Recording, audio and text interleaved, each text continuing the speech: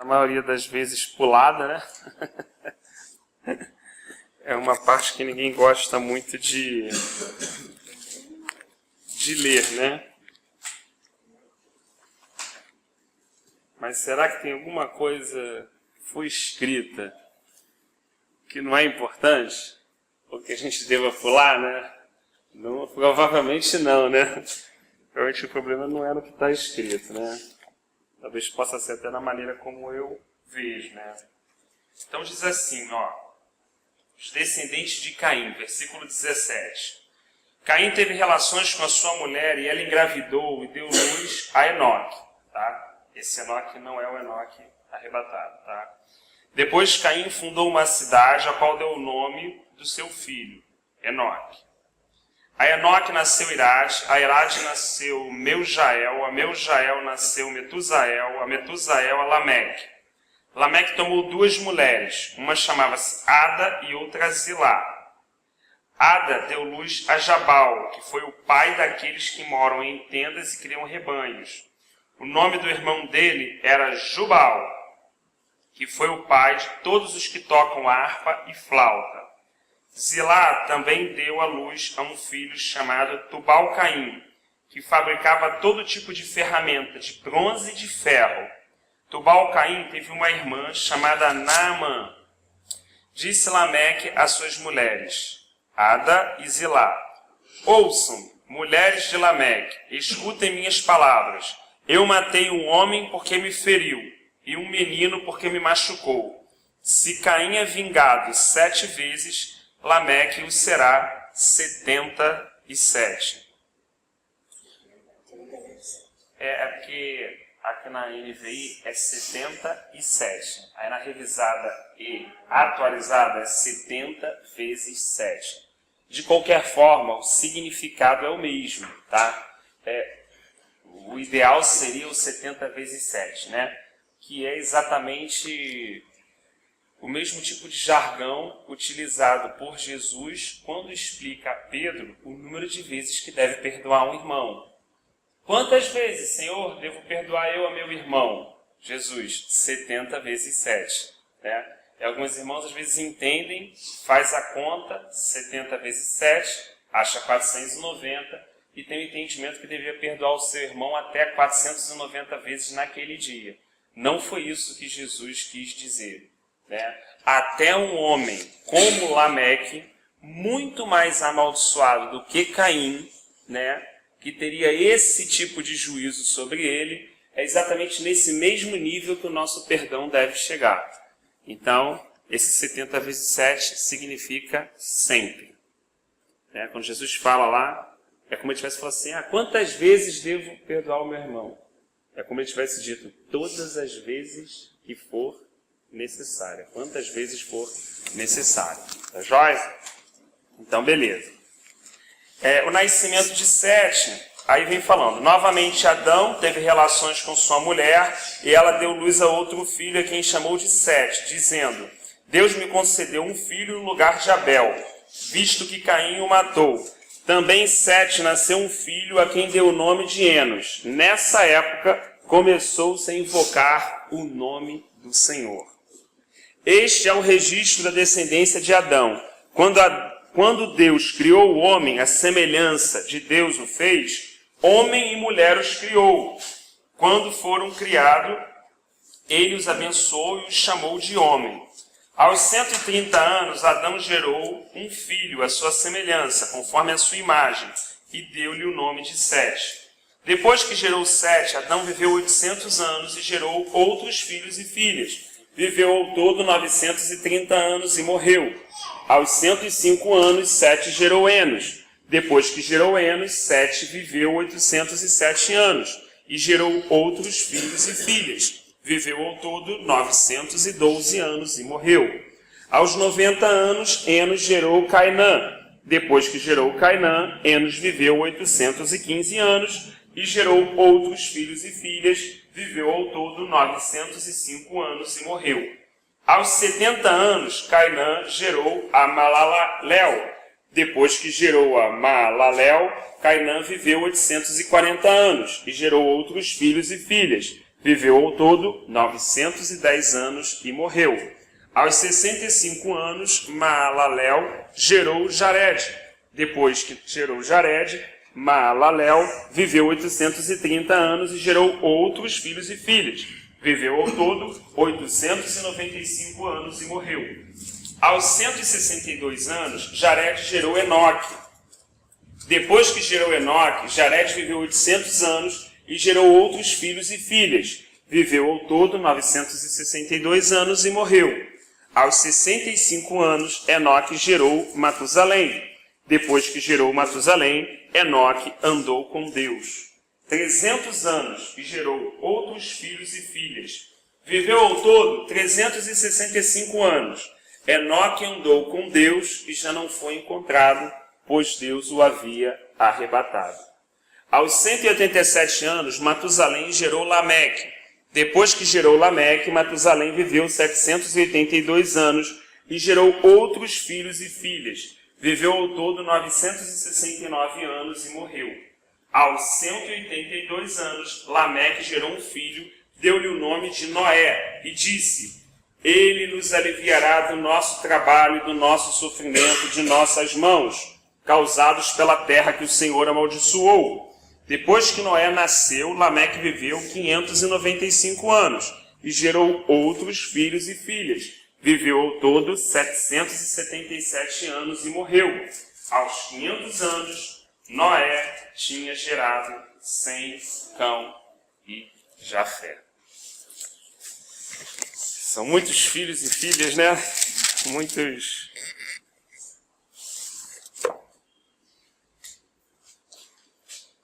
Então, descendentes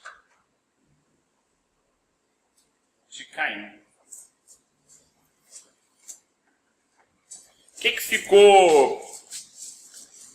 que ficou dessa breve leitura quando a gente lê, pelo menos, né, do 17 até o 24? O que a gente percebe? O que chama a atenção dos irmãos nessa primeira leitura do 17 ao 24, quando a gente fala da descendência de Caim? Conforme a gente leu, o pessoal foi ouvindo, qual a impressão que subiu ao coração dos irmãos?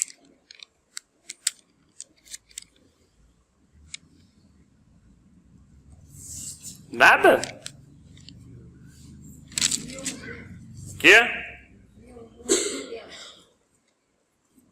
Nesses descendentes de Caim, como é que a gente saberia que viveu muito tempo? Mas não tem idade do 17 ao 24?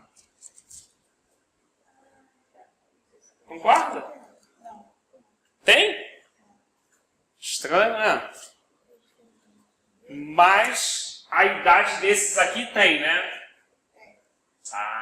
Então os descendentes de Adão, vou colocando melhor aqui, de Sete, aí você pode falar que viveu muito ou não, porque tem idade, não é isso? Então aqui tem idade, aqui não tem idade.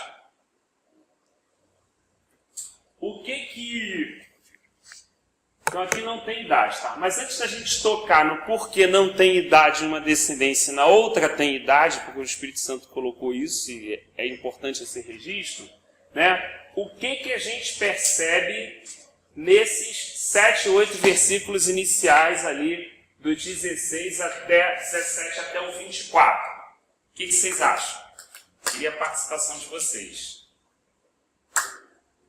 Estou achando o povo muito tímido. A gente ficou uma semana fora e... Eles foram os primeiros a determinadas atividades, é isso? Tá, é isso, mas... isso foi o principal. Quando lê assim, quando você lê, né? E começa a ler Caim, Lameque, né? Todo esses nomes que foram descritos aqui, né?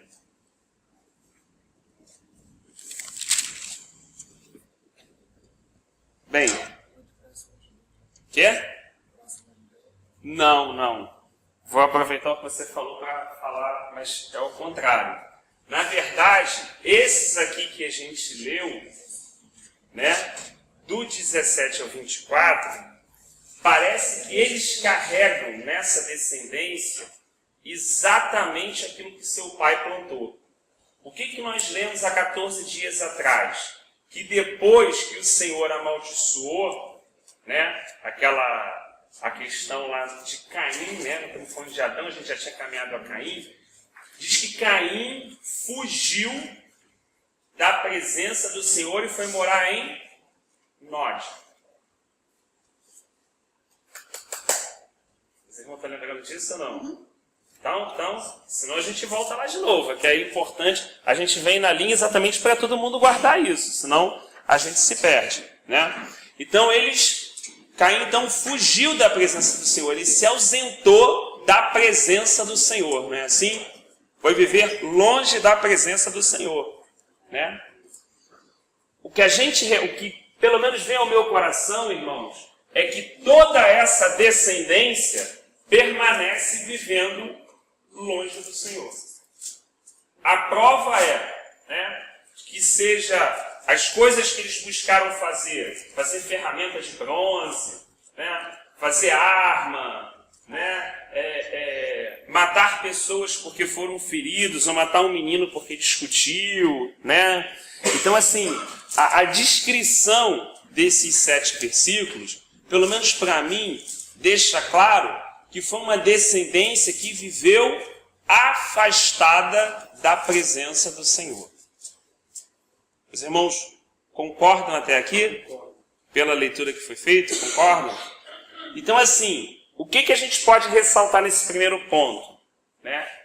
E às vezes, né, a gente sabe hoje, na Nova Aliança, né, que existe a posição individual, e às vezes as pessoas cansam de falar isso, que a salvação é individual e tal. Mas quando a gente diz assim quando a gente está falando em termos de consequência, a gente consegue ver ainda hoje, né, que às vezes um erro cometido por alguém, né, e isso é difícil da gente entender, porque a gente vive só dentro do nosso tempo. Então, sei lá, eu nasci em 76, estamos em 2014, né, estou com 38 anos aqui, não sei se o Senhor vai permitir viver 80, 90, não sei, né? Mas, de certa forma, a minha história está aqui, né? Um erro aqui pode trazer consequências que passe esse tempo, que vá para a vida dos meus filhos e vá para a vida dos meus netos. É claro que cada um deles vai ter opção de conhecer o Senhor, de receber o Senhor, né, de fazer a sua escolha. Mas a gente está falando em termos de consequência de atos. Da mesma forma que todos os atos plantados na direção do Senhor também terão uma consequência positiva, ainda que mesmo assim eles tenham a escolha deles. Então, hoje eu estou plantando na seara dos meus filhos e dos meus netos. Eu não posso esperar nenhum retorno hoje. Não posso esperar que todo mundo vai entender tudo hoje e vá agradecer por isso, de forma alguma, longe disso. Talvez isso aconteça daqui a 30, 40, 50 anos, talvez eu nem esteja mais aqui, né? Então, isso aqui acontece na descendência de Caim. Aquela decisão de Caim, né, foi uma decisão dele, mas que trouxe prejuízo a toda a sua descendência, né?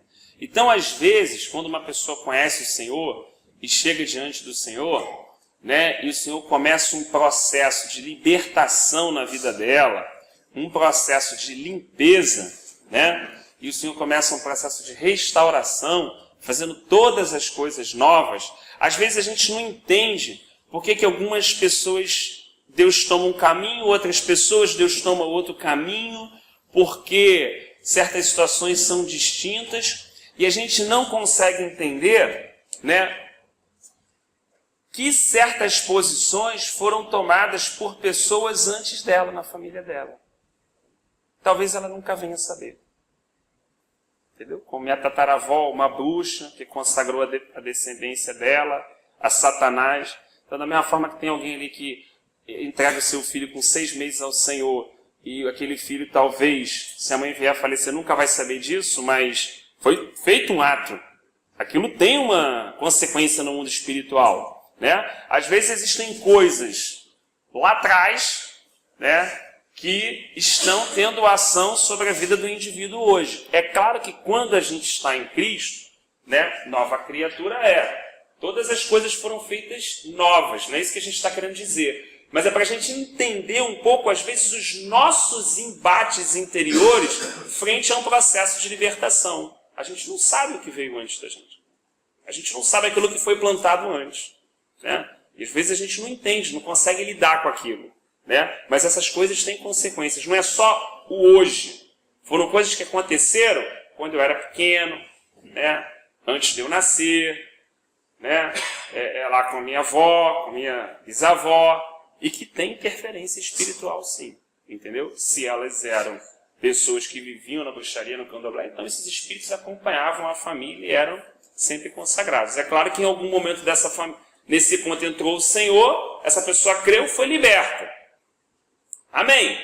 Mas existe toda uma pressão espiritual nessa parte da família ainda não convertida, e existe uma guerra, porque agora eu me posicionei contra isso. E aí a gente fala assim, pô, por que a outra pessoa não tem tanto uma guerra e aqui eu estou dentro de uma situação e tem uma guerra espiritual tremenda? Pô, você estava dentro de uma descendência que estava oferecida ao inimigo, pô. E agora você tem uma posição clara no mundo espiritual que você é do Senhor. Você acha que vai pesar só aquela situação ali individual? Não. Né? Vai ter toda uma batalha ali, toda uma... Então isso não quer dizer, não estou exaltando isso não, ou tentando valorizar isso não. Porque na cruz todas essas coisas são desfeitas. Né? Na cruz todas essas situações são vencidas. Mas é para a gente entender um pouco a nossa questão comportamental. Né? A nossa questão de luta diária frente ao processo de libertação que o Senhor está avançando na nossa vida. Né? Então aqui, irmãos, isso aqui a gente comentou agora. Engraçado, né? Tem umas coisas que a gente comenta às vezes assim, parece que a atmosfera muda. Às vezes eu sinto isso, né? Esse é um tipo de assunto que quando toca, a atmosfera fica diferente, entendeu? Às vezes ela fica um pouco pesada, né? Porque quando uma pessoa entende isso, quando ela tem essa revelação clara, entendeu? Muitas coisas na vida dela mudam diariamente. Quando ela consegue entender, porque imagina, é como fosse Jó, está no meio do embate, ele entende aquilo? Não, ele só vai entender quando for revelado. Então, às vezes, a pessoa está no meio de muitos embates, muitas situações, que ela está tentando entender qual a relação pessoal dela ali. Poxa, eu fiz isso, não fiz isso, mas isso não devia ter acontecido. Então, ela está num plano ali que ela, às vezes, não consegue entender o que Deus está fazendo. Deus está chegando numa geração e interrompendo toda uma descendência. E agora, a partir dessa descendência, toda essa descendência daqui para frente vai estar sendo plantada no coração deles desde novinho a semente do Senhor. Então Satanás não está perdendo uma vida. Satanás está perdendo o quê? Uma descendência. É claro que isso é uma guerra. Porque pode ser que na vida dos filhos ou dos netos, alguns abandonem, larguem o caminho do Senhor, voltem para o mundo, sirvam o inimigo, tenham filhos, criem os filhos no mundo. Aí daqui a pouco um filho dele se converte, o Senhor entra de novo e o Senhor quer ganhar daqui para frente. Porque o Senhor quer ganhar dali para frente, não é só o indivíduo. Por isso era a importância muito grande no meio do povo de Deus, de quê? De o pai passar o conhecimento do Deus para quem? Para o filho dele. Isso era algo de extrema importância. Ensinar no caminho, senta aqui, meu filho. olha, conhece o Deus de teu pai, conhece o Deus do meu pai. Olha, ele é assim, assim, conta os testemunhos, conta o que Deus fazia, o que ele tinha feito, como Deus havia agido. Então, assim, era algo que tinha que passar do pai dele para ele, não tinha nada escrito, imagina, e dele para o seu filho. Então, isso era uma missão. Então, assim, independente das pessoas que são alcançadas e estão se convertendo, né? Imagina, para que isso tenha continuidade, né? Isso tem que ter um início aonde? Na minha casa. Então, aqueles que estão debaixo do meu teto, minimamente, eles vão ter que ter um conhecimento de Deus maior do que o meu. No mínimo, eu tenho que passar o que eu tenho, eles vão buscar no Senhor mais, e aí o que acontece? Eles avançam. Passam para os seus filhos ganham mais e eles avançam. E aí a igreja de Deus, o conhecimento de Deus, olha só, o conhecimento da glória de Deus, diz Isaías, vai encher toda a terra. Onde esse conhecimento da glória de Deus vai estar? Na árvore? Na água? Na terra? É isso que Isaías está falando? Não. Em homens. E como a terra vai se encher do conhecimento da glória de Deus? Quando esse conhecimento for passando dos pais para os filhos, se intensificando cada vez mais.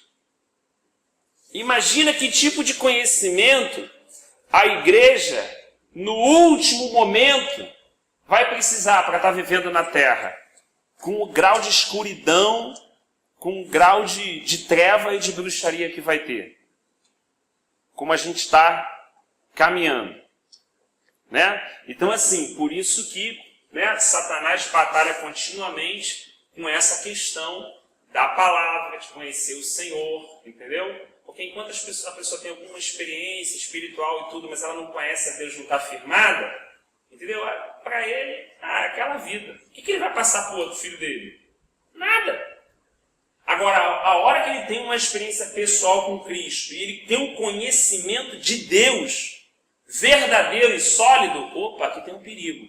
E se ele conseguir passar isso para o filho dele, e o filho dele entender e fizer uma aliança na terra com uma companheira que tem esse conhecimento, não é religião que a gente está falando, e aí vão gerar filhos que vão estar debaixo dessa mão, que vão receber esse conhecimento.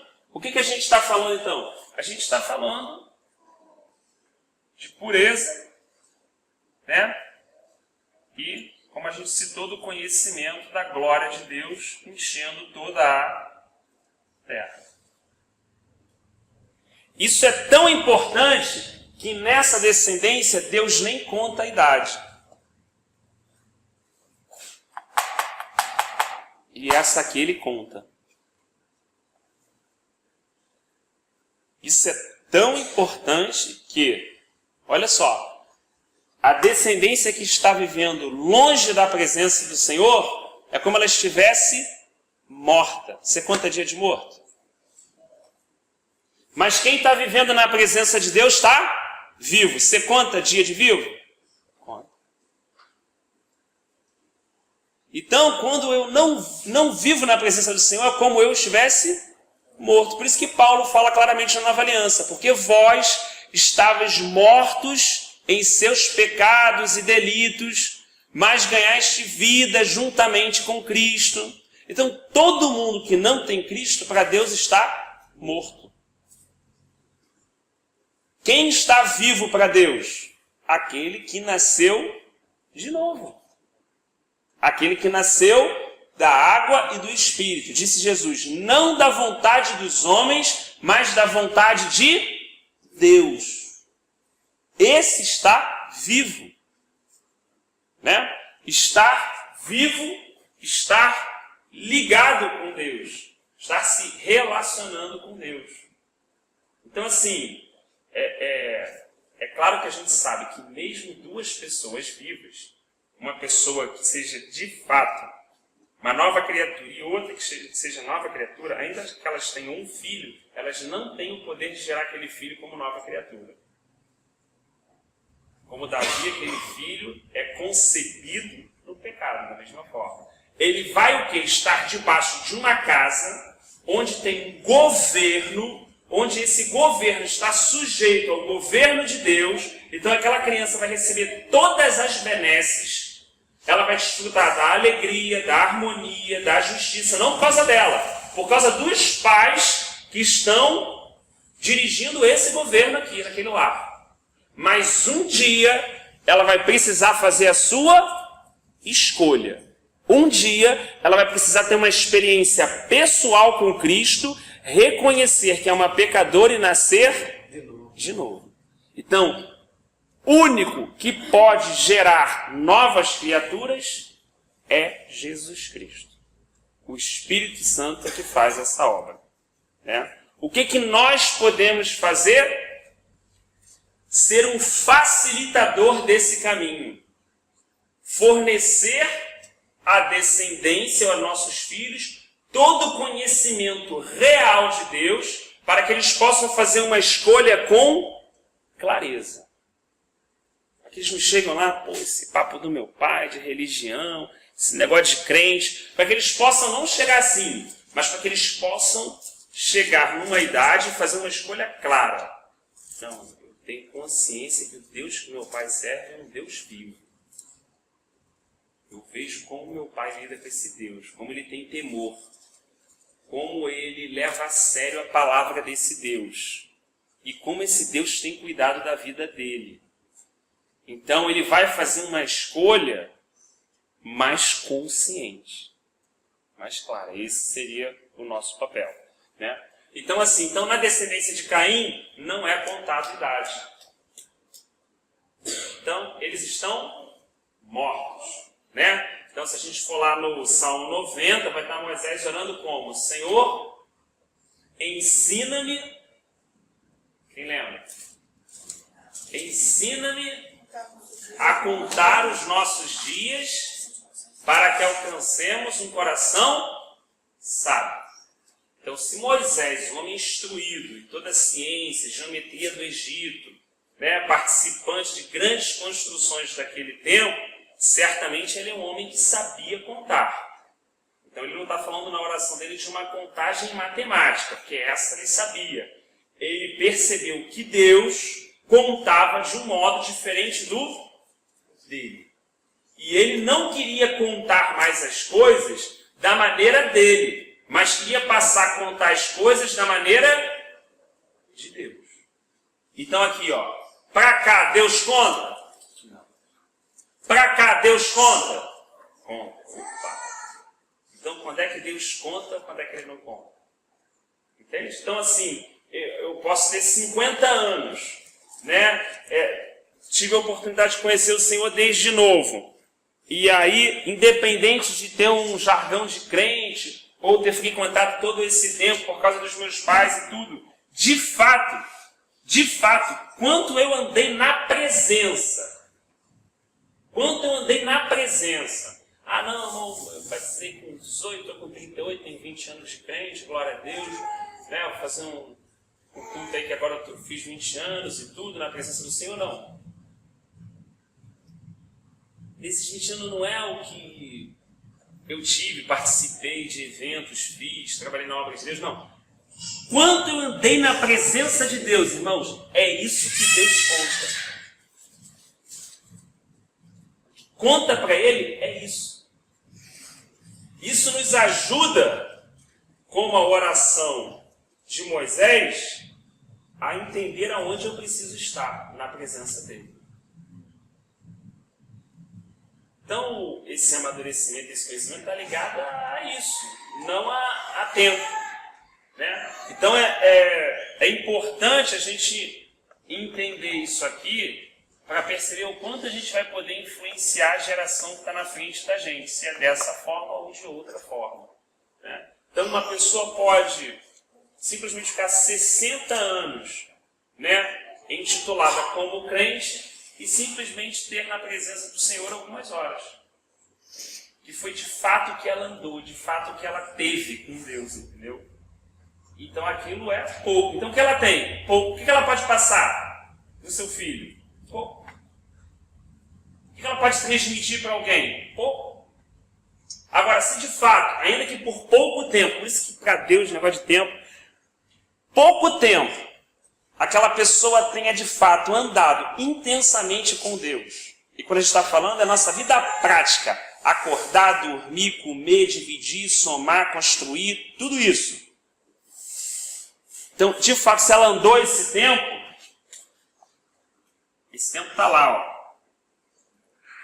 Quando ela for passar alguma coisa para o seu filho, ela vai passar alguma coisa que é real, que é uma realidade espiritual. Os irmãos concordam? Acompanharam até aqui? Né? Isso é uma realidade e às vezes assim, as coisas não são mágicas. Né? Eu estou com Deus, eu estou buscando e tal, não sei o que, Deus vai operar na vida do meu filho, não sei o que, daquilo, da tal. Amém, Deus vai fazer isso, Ele é muito misericordioso. Tem situações que são inexplicáveis, Ele é Deus, Ele faz o que Ele quiser. Mas de uma forma bíblica, em termos de princípio, o que Deus espera do Rafael é que o Rafael ande na presença dele, não de uma forma religiosa, mas de uma forma real no seu dia a dia, e que isso seja uma realidade espiritual dentro dele, e que quando ele converse com os seus filhos, ele transmita esse conhecimento do Deus vivo para os filhos dele, a fim de facilitar e ajudar os seus filhos a andar na presença de Deus e poder ir mais longe de onde ele foi. Que os nossos filhos possam ser o nosso Eliseu, se assim a gente puder falar. Que eles possam ir muito mais longe de onde nós fomos. É claro que haverá uma escolha da parte deles, né? A gente não quer anular isso, né? Mas a gente pode plantar no mundo espiritual muitas coisas para poder facilitar essa estrada deles, né? Ou pode também, como a gente viu ali no caso de Caim, dificultar esse caminho, né? Agora eu vou precisar da ajuda. Claro? Esse pessoal consegue viver mais de Deus, né? Como foi explicado aí, né? A partir do versículo 7, que nos convocaram no Senhor, foi através de Sete ou foi através do filho dele? Não. Começou a Sete. Então, na verdade, Sete era filho de Adão. Que recebeu isso de Adão. Sete. Mas na verdade recebeu de Adão, entende? Abel foi morto. Aí você ficou no lugar dele. Sete ficou no lugar dele. Adão transmitiu isso. Adão teve uma experiência real com o Senhor. E a partir de Sete, começou a invocar o nome do Senhor. Não. E aí ele começou a, de fato, a invocar o nome do Senhor. Ou seja, agora havia uma distância. Eles não estavam mais no jardim. Eles estavam agora numa natureza como a nossa, caída. O pecado, tudo isso que a gente viu aqui, ó, gente com várias mulheres, matando, tendo o dobro da maldição de Caim, o mundo aqui já está fazendo o quê, ó? Se a gente puder fazer aqui um gráfico de maldade, o mundo aqui já está assim, ó. A gente leu até o último versículo do capítulo 5, não foi? A ponto do início do capítulo 6 ser o quê? Deus falar, nesse intervalo que a gente acabou de ler, que a maldade chegou num nível que ele precisou o quê? Intervir com o dilúvio. Então, todo ser que respira entrou em juízo, foi morto, e apenas Noé e sua casa, né? Aí já contando com as suas noras, foi salvo. Então você imagina o nível de maldade que chegou a coisa, nível mesmo, né? Desenfreado que chegou aqui para Deus intervir com o dilúvio. A ponto do Senhor Jesus falar em Mateus 24 que os dias da sua volta serão semelhantes aos tempos o quê? De Noé. Da mesma forma que veio a água, agora vai vir o quê? O fogo, como diz Pedro. Então assim, com isso a gente entende que a coisa pode melhorar interiormente, espiritualmente, até numa realidade da igreja, de buscar o Senhor, de cada vez estar recebendo mais poder, sendo revestido. Mas assim, olhando no prisma do mundo, o que a gente espera? O pior. Então essa expectativa, qualquer coisa que um político lhe fale, que alguém prometa, que alguém diga, você não pode acreditar. Porque esse mundo, ele foi sentenciado, o sistema foi sentenciado na cruz por Jesus. Ele está condenado. Imagina se alguém fala para você assim, olha, o banco, sei lá, qualquer banco desse aí, um banco da vida aí, o Bradesco, faliu. Você vai sair daqui amanhã e botar seu dinheiro nele? Não, não é? Você não vai, não vai? Alguém vai? Porque você recebeu uma informação que aquele banco está quebrado. Então, quando a mensagem do Evangelho chega e fala que o mundo está falido, você vai pôr a esperança no mundo? Não. Eu posso ir lá estudar, fazer uma faculdade, tudo posso, se Deus tiver nesse propósito, assim, que isso vai ter algum retorno para mim, que é um sonho, que isso, irmão, tudo o sistema, quando a palavra cosmo aparece lá em grego, a tradução dela é terra, né? E Deus, na verdade, mundo seria a melhor tradução, né? Mundo. Então, assim, como falta palavras para a gente aqui no português, né, na hora da tradução, esse mundo ele aparece de 3 formas diferentes. Então, assim, ela pode aparecer, Deus amou o mundo de tal maneira que deu seu único filho. Quando fala que Deus amou o mundo, Deus amou o quê? Pessoas. Ótimo. Certo? Quando fala que Deus... aquele salmo que diz... O que é? Não é o mundo é do Senhor e todas as coisas que nele há, não. É uma outra... Tem um outro começo. Quem souber me ajuda. Do Senhor é a terra. Do Senhor é a terra. O mundo é a sua plenitude. Todos. Exatamente. Isso aí. Então, quando está falando do mundo ali, está falando da terra, planeta. Nessa tradução. Falando da terra, da terra. Mas quando diz assim, olha, aquele que ama o mundo, 1 João, o amor do Pai não está nele. Aquele que ama o mundo, está falando de quê? De pessoas? Não, porque Deus amou. Está falando de terra? Não, planeta, criação de Deus. Está falando de um sistema. De um sistema satânico. De um sistema que ficou debaixo do governo do príncipe desse mundo por causa da queda de Adão. Por isso, todas as coisas nesse sistema vão culminar no fim para que quem assuma esse sistema seja o anticristo. Por isso que não adianta restaurar coisas, adianta pregar o evangelho para salvar pessoas. Deus está buscando salvar pessoas. As coisas em si, no geral, elas vão piorar, irmãos. Elas podem não piorar, entendam bem. Numa situação da vida do povo de Deus, como era lá no Egito, né? Que, por exemplo, havia uma chuva XYZ em cima do Egito, sim, em cima do povo de Deus, não, porque Deus guardava. Veio a praga e veio lá no mundo. Então, assim, claro que Deus vai guardar os seus. A gente não está falando isso. Deus vai guardar os seus, como sempre guardou, pela sua eterna fidelidade. Mas quando a gente está falando do todo, do todão que a gente está falando do mundo, a tendência é correr para o pior. É claro que esse pior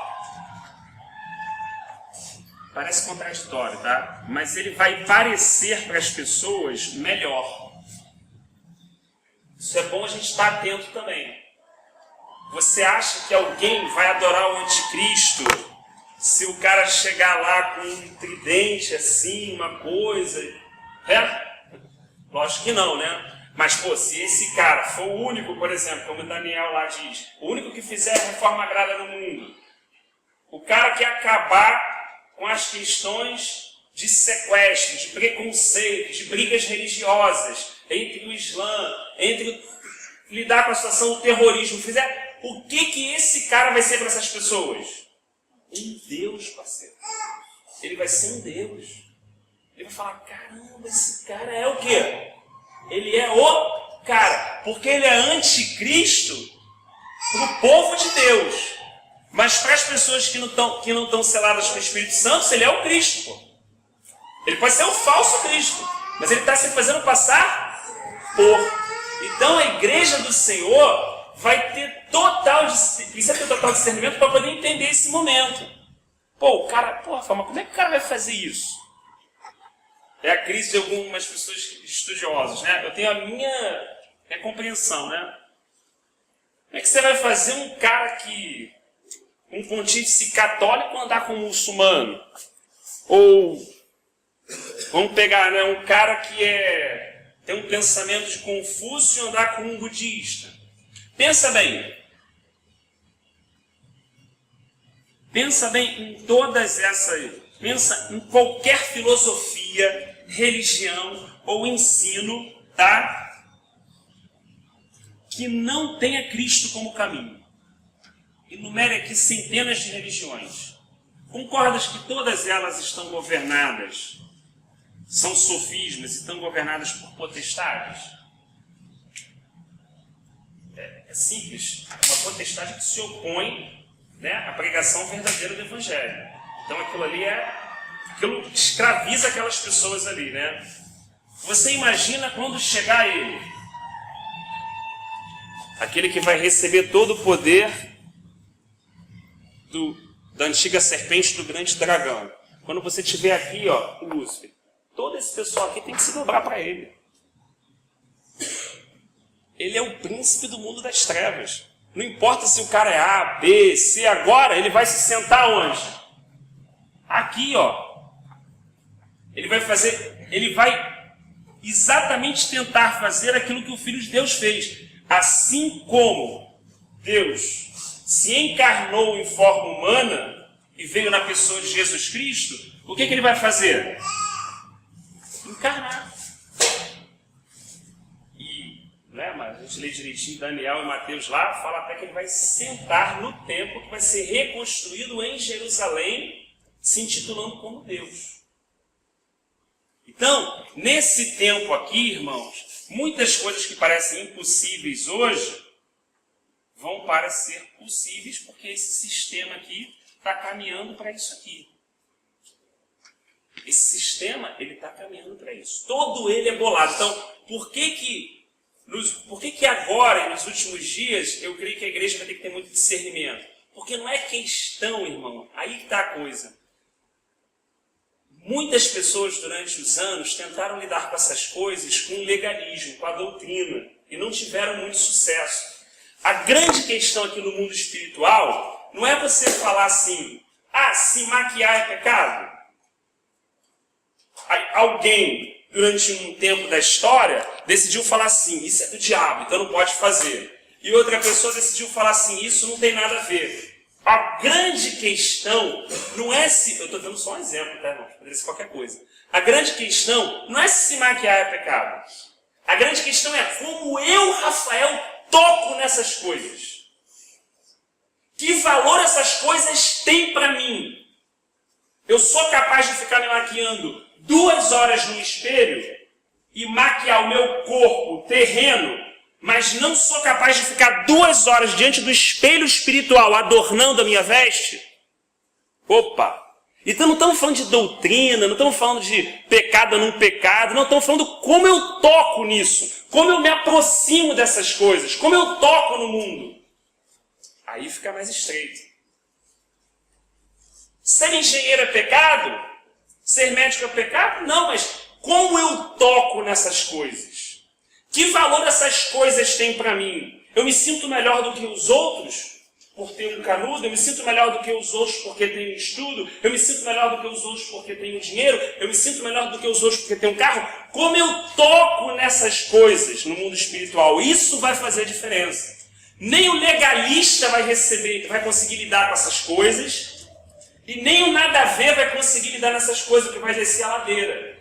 Mas só aquele que andar, como a gente falou dessa descida, diante da presença do Senhor, colocando o seu coração na luz todos os dias, para que fique claro como ele vê essas coisas, poderá ser poupado dos danos dela. Então assim, no final, no mundo espiritual, tudo é delicado. A educação, a ciência, tudo. Tudo. A gente fala assim, tudo depende de como eu toco. Que nível de importância tem? Que nível de confiança eu tenho?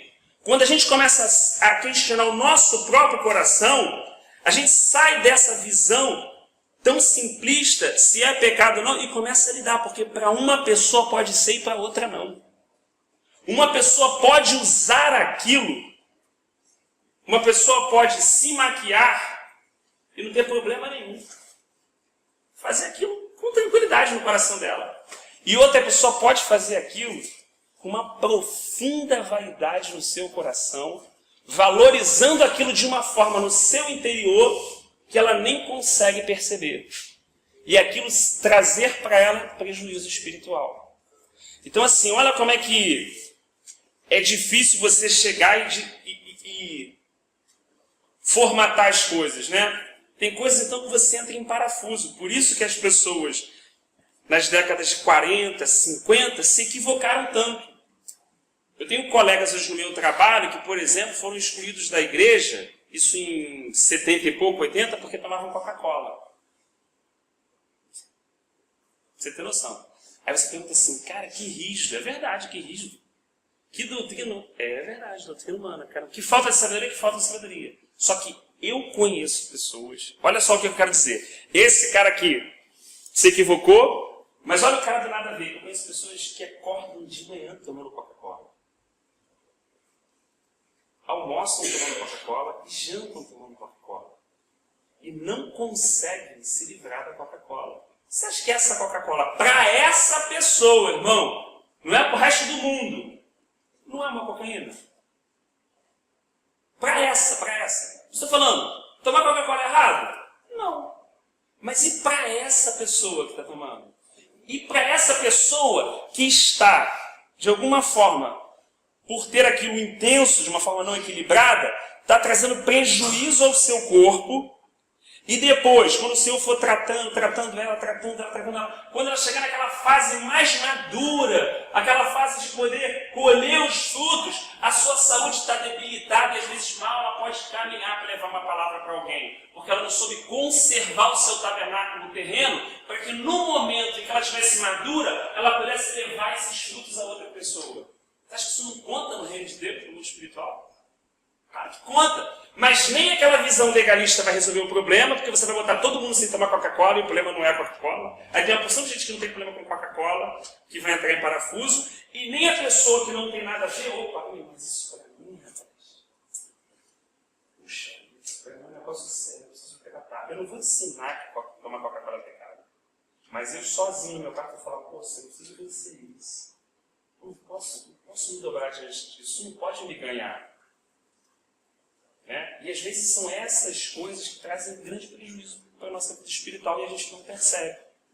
Né? Tive colegas, né, que chega a ser engraçado, mas que não podem jogar bola. Aí você fala assim, pô, jogar bola pra cá? Claro que não. Todo mundo gosta de jogar uma bolinha. Eu também jogo com meus meninos. Só que esse meu colega, quando ele jogava bola, ele passava o dia jogando bola. Ele largava a mulher, ele largava os filhos. Ele ficava tão alucinado que jogar bola para ele era o quê? Tudo. Então, para ele, jogar bola é um problema. Então, para ele, colocar isso diante do Senhor é importante. Mas para a gente que vai brincar, jogar uma bola ali e tal, não sei o quê, encarnar um no outro e tal, desfrutar um tempinho de lazer, não tem problema nenhum. Então, quando a gente olha as situações por esse prisma, elas ficam mais estreitas para a gente. Porque uma porção de coisa que tem aquilo nada a ver, para a minha vida individual do Rafael, precisa ser tratado diante do Senhor. A situação daqui do outro lado, da doutrina humana, não vai resolver essa questão. Ela vai precisar ser tratada na presença do Senhor para que eu possa ganhar vitória sobre essas coisas e realmente ser livre dessas situações, né? E se a gente colocar isso diante do Senhor, a gente vai perceber uma porção de coisas no nosso dia a dia, assim, pequenas coisas, mas que, né, para cada um vai ser uma situação completamente diferente do outro. E aqui está a beleza, para mim, do Evangelho. Que, na verdade, quando você fica nesse ponto de equilíbrio, você vai depender de quem? Do Espírito Santo. Você é forçado para um relacionamento. Porque você não vai querer ficar debaixo. Então você vai falar assim, você tem que ter, porque é o Espírito que vai constranger a gente ou não diante de uma situação. E isso é, né? Semana passada eu recebi um WhatsApp do irmão assim, irmão, eu ia comprar tal coisa, tem esse nome assim, assim, assado. O que você acha? A primeira resposta que eu dei para o irmão, eu falei assim, irmão, tá louco. O irmão querer pedir coisa para ficar debaixo do conselho, daqui a pouco ele está andando debaixo do conselho de Rafael, eu fujo disso. Irmão, você tem o Espírito Santo. Por que você não perguntou para ele antes de perguntar para mim? Por que você não buscou saber se ele constrangeu o seu coração ou não, diante de você agir tal coisa? Que é isso que a gente tem que fazer. A gente tem que exercitar as pessoas a elas terem esse real relacionamento com o Espírito Santo e poder avaliar essas questões.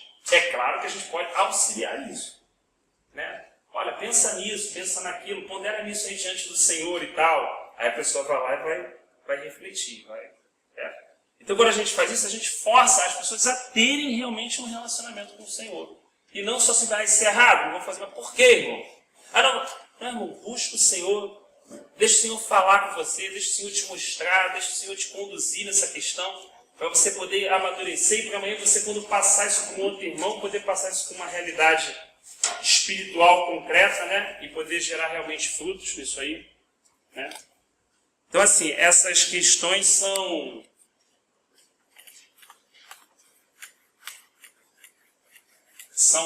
importantes, né? Então, assim, a gente colocou essa questão aqui do mundo do sistema, que isso aqui se implantou na queda de Adão, né? Então, a coisa é bolada dessa forma. Se você parar para pensar, a vida é bolada de que forma? Para você acordar preocupado e dormir ansioso. O sistema está bolado assim. O sistema financeiro é frágil, igual uma crise de 29, de 2008. Se você olhar, 5% do dinheiro mundial empresta em papel físico. Todo o restante é título. O sistema monetário internacional, ele é fragilíssimo. É uma coisa que é em cima de uma pena. É um sopro, meu irmão. É um sopro. E as grandes corporações trabalham não olha, fazem assim, ó. Você pode estar confiando numa situação XYZ e tal. Não, ali eu tenho uma previdência, ali eu tenho um seguro, ali eu tenho... Não, mas não tem nada. Quebra a previdência, não tem nada. A gente pode ter essas coisas. Voltando a falar, elas são lícitas. Mas desde que o nosso coração esteja assim, correto diante do Senhor em relação a elas, entendeu? Isso que é o mais importante. Então, assim, tudo isso é muito, muito frágil. Então, as pessoas... Fala. Isso é igual aquela doença, tem uma doença que atrapalha com maconha, que no Brasil não tem deixando liberar, fala que é igualzinho, a pessoa que usa maconha não pode usar, mas a pessoa que está doente precisa, ela tem que usar. O problema aqui dessa questão aqui toda é que todo esse mundo é bolado para isso. Por exemplo, não se tem justiça na Terra, se tem ideia de justiça. O que o legislativo, o judiciário fez para um povo, para uma nação? É a ideia de justiça. A justiça não tem, irmão. A justiça é só de Deus. Então, se você não se revolte com isso, você vai ver todos os dias pessoas que deveriam estar indo para a cadeia não ir, e pessoas que não deveriam ir. E quando acontecer um caso muito grave de alguém que jogou uma criança da janela, então todo mundo vai pegar aquela pessoa e vai crucificá-la na cadeia para poder apacentar e dizer assim, ó, tem justiça. Mas o que tem é a ideia de justiça. Aqui na Terra, nesse sistema satânico, não tem justiça, porque a justiça perfeita é a do Senhor. Deus interfere nesse sistema fazendo justiça. É diferente. com o seu povo. E algumas vezes, como diz Pedro, ela às vezes nem sempre vai acontecer no presente século. Como alguém que é degolado injustamente. E na verdade aquela pessoa recebe um galardão e aquela outra pessoa vai prestar conta diante do trono branco. Então há coisas que são, pelo propósito de Deus, resolvidas aqui, e há outras que ainda vão se manifestar e vão ser resolvidas no dia do juízo. Mas então assim, nós que não estamos mais nesse sistema, que fomos transportados do reino das trevas, desse sistema, para o Filho do seu amor, que estamos nesse reino, podemos desfrutar da justiça de Deus, da alegria do Espírito Santo e da paz de Cristo. Por isso que isso não pode ser como é no mundo. Por isso Jesus deu a paz diferente do mundo. Qual é a paz do mundo? Ih, galera, não tem guerra. Pô, agora o PP tá show de bola. Aí o pessoal fica como? Em paz. Mas Jesus diz, a minha paz não é essa. A minha paz é você estar num lugar, o tiroteio pode estar correndo solto, ou amanhã dizendo que a empresa vai acontecer XYZ, mas eu permaneço em paz. Porque a minha paz é fruto do reino que eu fui transportado e não das circunstâncias que me rodeiam. A minha alegria, ela não vem em função de uma notícia boa que eu recebi. Senão a gente não entende Paulo falando aos irmãos que moram em Tessalônica. Regozijai-vos. Regozijai não, pô, vai forçar a pessoa a ficar alegre? Como é que é essa situação? Não, é porque aquela alegria independe da circunstância que a pessoa está vivendo. Ela poderia estar sendo impulsionada ao Coliseu Romano, de frente para um leão, e mesmo assim ela permanecia alegre e em paz. E o leão vinha e devorava ela. Né? Então, assim, então, o reino de Deus não é comida e nem bebida, né? Diz nosso irmão Paulo, mas justiça, paz e alegria no Espírito Santo. Então, assim, a compreensão de que aquilo ali está falido, aquilo ali está condenado, não pode botar esperança. Agora, tudo o que Deus deseja nos dar ali, porque Ele tem um propósito, amém, glória a Deus. Porque Deus precisa botar uma pessoa lá que, né, num governo, Deus precisa botar uma pessoa ali, então às vezes Deus tem um propósito, uma pessoa que se torna médica para ajudar, né, visitar tal situação, entrar entre os médicos para pegar o evangelho, o outro não sei o que, o outro nisso, amém. Mas que isso seja por causa do propósito de Deus e não pela vaidade ou aspiração de um sonho humano. Essa é a preocupação, senão aquilo pode se tornar uma pedra de tropeço na minha vida, até um ministério espiritual. Se eu exerço ele, porque foi algo concedido pela graça de Deus, como diz Paulo, por causa do propósito que Deus tem, ou porque é uma aspiração, um sonho meu, Rafael, de estar ensinando, puxa, amanhã, a gente faz uma escola cristã, que bênção e tal. Mas isso é o quê? Isso é uma obra minha, do Rafael, ou isso é uma obra de Deus? Quem olhar, irmão, pode passar e ver escola cristã e falar, caraca, que bênção e tal, mas só o Espírito Santo que está sondando o meu coração é que vai saber se aquela obra é de homem ou se aquela obra é dele. Por isso que uma pessoa cristã, verdadeiramente, que Deus colocou no propósito dela, e ela fez lá um colégio cristão, porque Deus moveu ela para tal coisa. E naquele colégio as pessoas oravam, antes de começar a aula, faziam isso, faziam aquilo, e tinha aqui a pessoa que era responsável por esse colégio, certo? Essa pessoa morreu. Assumiu agora uma outra pessoa. O colégio cristão continua? Continua, está lá.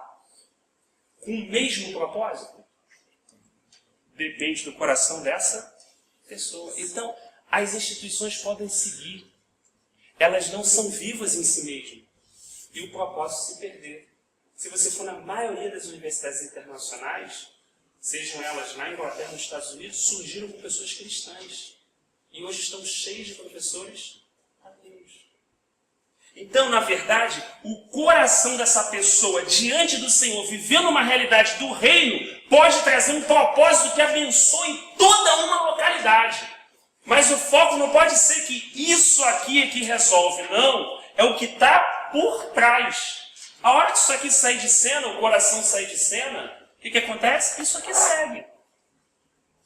Como algumas escolas que a gente tem próximas da gente aqui na Zona Sul. Né? E hoje também estão cheios de professores ateus. Então, assim, Isso hoje, às vezes, irmãos, não é muito colocado. Então, assim, essa diferença da descendência, né? Aqui a gente não está falando, obviamente, de pessoas, porque, obviamente, o Senhor morreu por todos, para alcançar todos. A gente está falando apenas de uma figura. Não estou falando da pessoa A ou B que nasceu aqui ou ali. A questão da figura, né? Deus falou que colocaria uma inimizade o quê? Entre o descendente de Eva e depois o quê? O descendente da serpente. Pô, então a serpente tem um descendente. É uma coisa só para a gente pensar, assim. Não vamos tocar nisso hoje, mas o Senhor falou que tem. Né? Então a gente não vai entrar nisso hoje. Mas é para a gente poder entender que enquanto uma descendência, falando de figura, ou falando de um povo, é contada e anda na presença de Deus, invoca o nome do Senhor, outra descendência, Caim fugiu para nós de fora da presença do Senhor, está andando longe da presença do Senhor e não é contada. Né? Então a gente está falando, estamos falando de figuras, né, de tipos. Luz e... É claro que, repito, não é pessoas que foram nascer. É uma figura do que estava para ser revelado. Né? O que o Espírito Santo faz? Ele nos convence o quê? Do pecado, do juízo e da justiça, não é assim? Gera em nós um arrependimento profundo, trazendo convicção de que Jesus Cristo é o Filho de Deus, que Ele veio em carne, que Ele morreu e que ressuscitou ao terceiro dia. E nós cremos com o nosso coração, confessamos com a nossa boca e somos salvos. Somos transportados do reino das trevas para o reino do Filho do seu amor. Só que a gente precisa conhecer como isso aqui funciona. A gente precisa desfrutar da verdadeira justiça, da verdadeira alegria e da verdadeira paz. Aí existem princípios que devem seguir. Não vos conformeis, irmãos, com este século, com este mundo, mas transformai-vos pela renovação da vossa mente, metanoia, mudança de mente, mudança de entendimento, para que então possais conhecer a boa, perfeita e agradável vontade de Deus. Porque se eu venho para cá com a mente de lá, e esse processo é totalmente possível, né? Com a mente, eu estou aqui, nasci de novo, mas assim, sou resistente, como os irmãos de Corinto. Sou resistente a avançar, a ser trabalhado por Deus. Então começa a competição, falatório, isso, aquilo. Não consigo entender que aqui não existe mais espaço para o comportamento que eu tinha lá. Então, o que vai parecer? Vai parecer que a vontade de Deus é pesada. Rapaz, Deus só pede aquilo que é brabo, né? Deus só pede aquela paradinha que, pô, cara, tinha 10 coisas para pedir, pediu logo aquela que, caramba, aqui. Mas por quê? Eu estou pensando dessa forma, porque em termos de mente não houve uma renovação ainda. O Espírito Santo não conseguiu avançar muito nesse tema. Quando ela há, a gente olha para a vontade de Deus como algo bom. Ainda que chegue o dia da partida. A gente vê aquele dia da partida, como Paulo falou, como algo bom. Como algo, é o tempo de Deus de partir. Então, até a partida se torna uma alegria. Para a pessoa que consegue caminhar e amadurecer em realidade de vida. É isso aí. Senão, tudo passa a ser ruim. Né? Tudo passa a ser complicado. Realmente é um processo muito desafiador, né? Assim, é um trabalho do Espírito Santo tão diário, tão no nosso dia a dia, que a gente precisa, aqui tem uma expressão boa, dar ouvidos. A gente precisa dar ouvido àquela vozinha que está falando com a gente, que está, né? Aquela que vem às vezes, ainda que baixinha dentro da gente. Cara, não entra nisso. Cara, não faz tal coisa. Olha, a cumprimento da processo de Ezequiel, né? Quando a gente estivesse, então viria uma voz e falaria, olha, não, vira para a esquerda, segue o caminho, é aqui. Né? Então, assim, existe a voz, irmãos. Existe a voz. A voz do Espírito Santo é real. A voz do Senhor é real. nós nascemos de novo, temos o Espírito Santo, nós podemos ouvir a Deus. Isso não é uma ficção, nós podemos ouvir a Deus. Todos nós que estamos aqui podemos ouvir o Espírito Santo. Agora, se eu tiver agitado, com muitas coisas para fazer, pega aquilo lá, não sei o quê, faz o outro, tal, interiormente, preocupado, ansioso, você acha que se alguém falar baixinho comigo aqui eu vou ouvir? Por mais que a pessoa esteja falando? Não. Então o que eu preciso para ouvir? Eu preciso ter aquele tempo em que... Opa, calma aí. Rapaz, nunca vai dar tempo para fazer tudo. Então calma aí. Chega e... Vou ficar como? Quieto. Em silêncio diante do Senhor. Orando, pensando na palavra, lembrando, refletindo e orando ao Senhor. Quando o Senhor falar, nós ouviremos. Irmãos, alguns minutos diante do Senhor de manhã vale todo o restante do dia. Uma coisa que o Senhor vai falar conosco de manhã vai servir para várias situações de embates e situações difíceis que vão acontecer no nosso dia, porque Ele guarda a nossa entrada e a nossa saída. Ele guarda. Irmãos, se Ele diz que Ele conduz, é que Ele conduz. O problema não é Ele, sou eu, Rafael, cabeçudo, que quero ficar super agitado. Já acordei, caraca, hoje tem que fechar aqui, eu tenho que fazer não sei o que, tem que fazer não sei o que. Rapaz, o cara da pia não veio hoje, o negócio do banheiro quebrou aquele bagulho ali, o cara não viu o filtro, está pingando, meu Deus do céu. E aí vou acordar e tentar resolver tudo. E às vezes o dia é... Agora, se você acorda e fala assim, Senhor, olha, muitas são as coisas para fazer hoje, mas o Senhor sabe aquilo que precisa ser feito. Obrigado, eu levantei, acordei, começa a ficar ali, às vezes deitado falando com Deus e tal, aí vai tomar banho, falando do Senhor, pega uma palavra, lê. Irmãos, através de uma situação prática, repito, não por causa de uma religião, nós estamos em comunhão com o Senhor, estamos em gratidão diante do Senhor, estamos em adoração diante do Senhor, o Senhor fala conosco, comunica a nossa necessidade diária no nosso espírito, no nosso coração. E quando a gente parte para as situações do dia a dia, né, muitas coisas, né, ainda que tenha as dificuldades, as coisas do dia a dia, mas o nosso interior está preparado para atravessar aquele dia. Né? Então assim, não adianta... O que eu queria tentar compartilhar com os irmãos? Não adianta eu acordar todos os dias da primeira forma como eu acordei, Rafael Cabeçudo, de segunda a sábado, e tentar chegar no domingo para Deus tentar corrigir a minha vida. Se eu estou arrebentada e só prova, só vento, Deus entra com a misericórdia e tal, aí Deus vai lá, entra com a misericórdia. Aí eu continuo acordando de segunda a sábado, cabeçudo. Não vai dar certo. Aí chega domingo, parece aquela garrafa com a última gota, assim, é a última, eu vou morrer. Vai sim, botar mais água, eu morro. Aí Deus vai lá e bota aquela aguinha e tal, não sei o que. Aí eu pego aquele poder, recebo aquilo e vivo mais uma semaninha, mas quando chega sábado já está no final do estoque e tal, assim que eu tenho que vir de novo. E aí eu fico vivendo como? Não.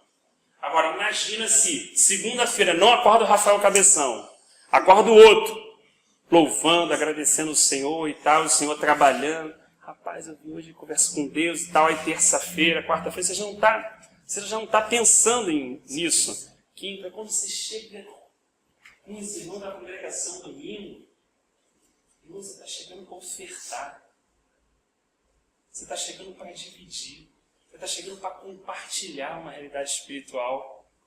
A atmosfera muda, o ambiente muda, né? Porque nós viemos num andar com Deus. Então, irmãos, quando a gente se junta e se reúne, o que acontece? Festa. Por isso que isso depende de cada membro do corpo de Cristo. Né? Como é importante que cada um de nós ande nessa realidade.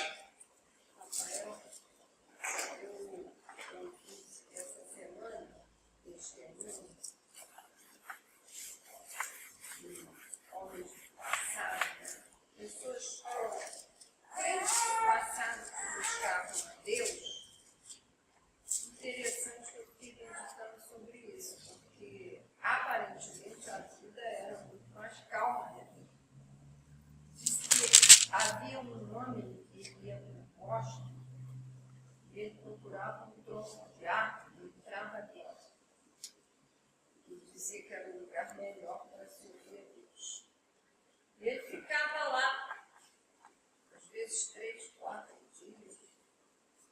Aí conta, às vezes um estudozinho, deixava, perdia uma noz, né? Ele cozinha aquela noz, e ficava lá. E aí o irmão pergunta para ele, mas por que você faz isso? Será que Deus precisa de tanto tempo para falar? Ele falou, não. Deus pode falar em 1 minuto. Eu que tenho para ouvir. Porque tem tanta coisa ao meu redor, tantas vozes que falam dentro de mim, que primeiro tem que aquietar essas vozes todas para eu conseguir ouvir aquilo que Deus quer falar. Então eu fico pensando, esse homem recebia grandes revelações do Senhor. Imagine hoje que a vida é muito mais agitada. Ó, a gente estava falando daqueles exemplos do que pode e não pode. Eu vou dar um outro exemplo. Aqui, ó. Isso aqui. Isso aqui. Telefone, WhatsApp, Facebook. Ah, essa é pecado, não é pecado? Como é que o meu coração toca nessas coisas? Como é que eu uso essas coisas? Uso elas para a gente estar tendo um momento, orando um pelo outro, guardando uma palavra, compartilhando com o irmão, né? Para algumas pessoas, né? E isso é verdade.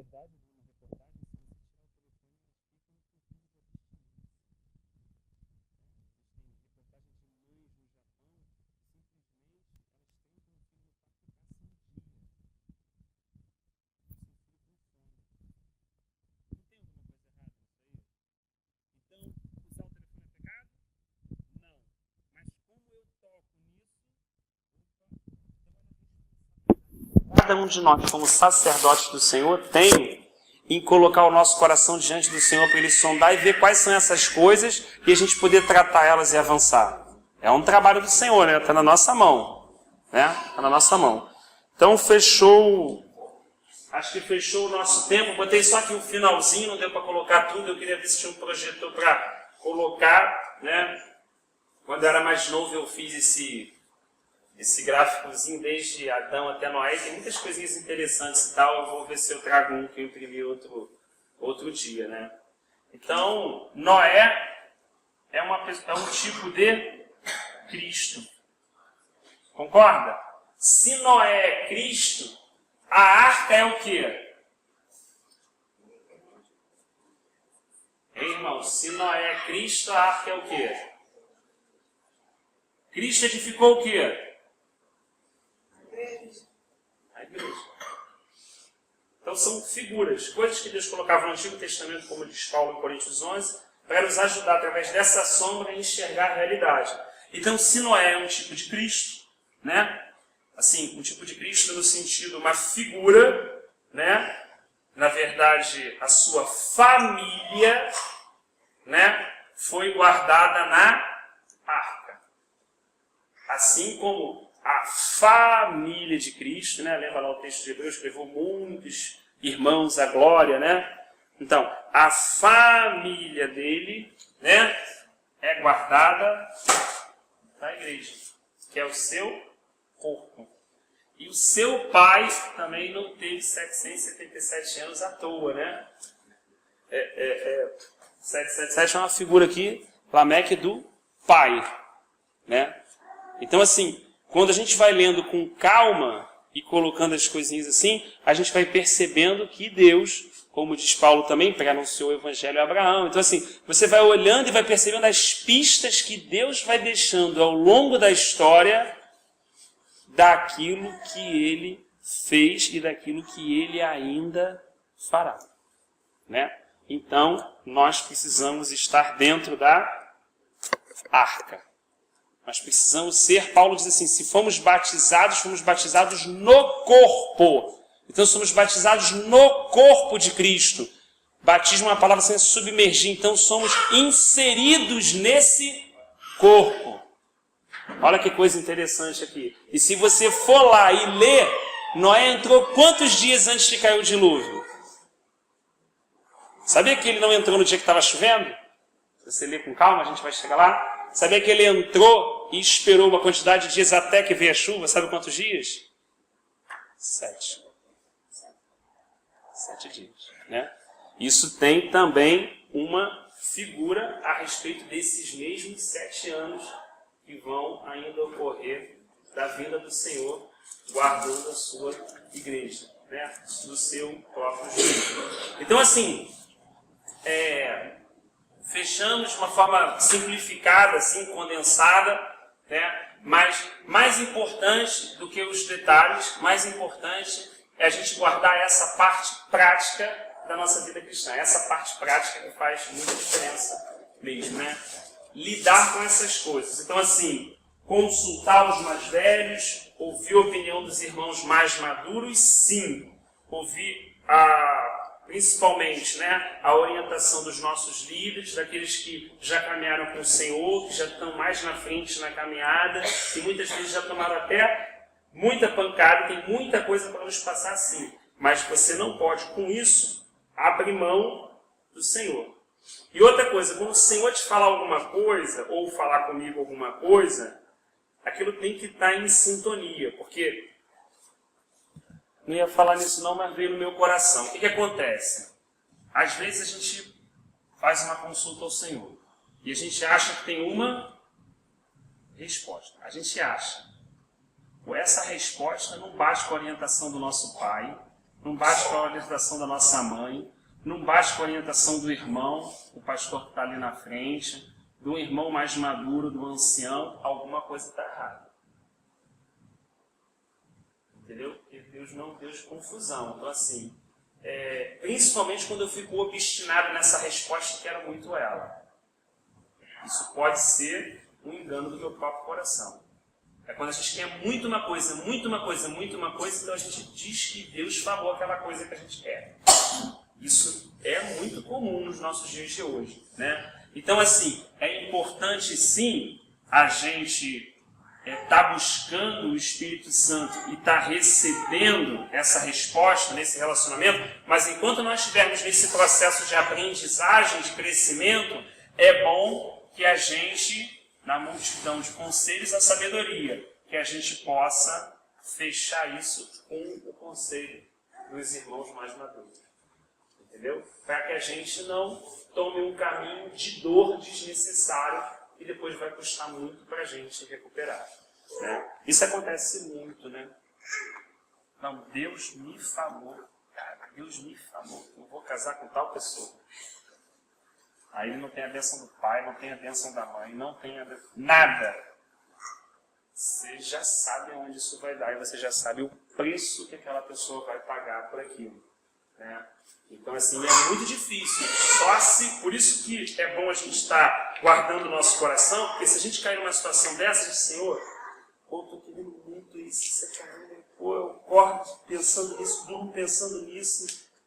Cara, pode ser uma obstinação do meu coração, pô, falei com o irmão e deles, sabe, refletir, poxa, Senhor, se isso não for de ti, tira essa obstinação do meu coração, Senhor.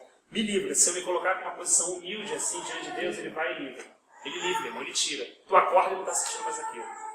Porque o fato de se humilhar quebra aquilo e Deus vai lá e tira aquilo. Agora, se eu falar assim, pô, tá doido, Deus falou comigo, Deus fala comigo, Deus pensa que Deus está comigo, Deus é comigo. Quando a gente entra numa situação dessa, de autossuficiência, de independência, tudo isso aí, a gente toma um caminho que custa pra gente um tempo, depois na vida cristã, grande, para recuperar. Senti só de complementar com essa situação. Aí a gente fecha então até o capítulo 5, né? Amém, irmãos? Parecem só números, mas sempre tem alguma coisinha, né? Sempre tem algum detalhe. A gente fez isso lá em casa, eu e as crianças, numa cartolina grande, foi botando o nome de todo mundo e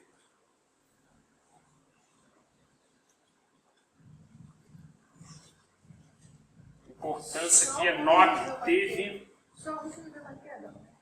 Desses foi da Só Matusalém.